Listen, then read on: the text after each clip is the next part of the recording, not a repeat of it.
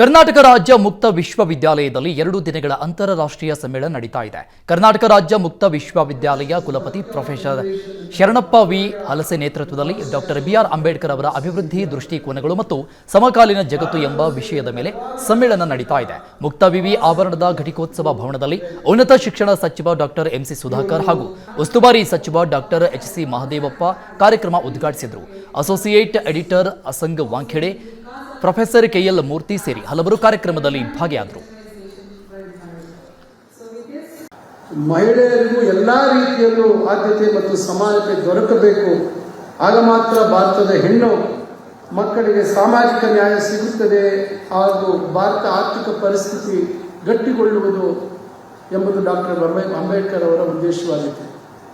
ಭಾರತ ಸಂವಿಧಾನ ರಚನೆ ವೇಳೆ ಕೂಡ ಐರೋಪ್ಯ ರಾಷ್ಟ್ರಗಳ ಸಂವಿಧಾನದ ಬಗ್ಗೆ ಗಮನ ಹರಿಸಿದ್ದರೂ ಸಹ ಅಂಬೇಡ್ಕರ್ ಅವರ ದೃಷ್ಟಿಕೋನವೇ ಭಿನ್ನವಾಗಿತ್ತು. United Kingdom constitution writer Walter Bagehot ಅವರು ಹೇಳಿರ್ತಕ್ಕಂಥ ರೀತಿಯಲ್ಲಿ ಗವರ್ಮೆಂಟ್ ಬೈ ಡಿಸ್ಕಷನ್ ಅಂತಕ್ಕಂಥ ಮಾತನ್ನು ಹೇಳಿದರು. ಅಬ್ರಹಾಂ ಲಿಂಕನ್ ಅವರು ಆ government is of the people, by the people and for the people ಅಂತಕ್ಕಂಥ ಮಾತನ್ನ ಅವರು ಒಪ್ಪಲು ಸಿದ್ಧವಿರಲಿಲ್ಲ. ಅಂಬೇಡ್ಕರ್ ಅವರ ದೃಷ್ಟಿಯಲ್ಲಿ ಮೂಲಭೂತವಾಗಿ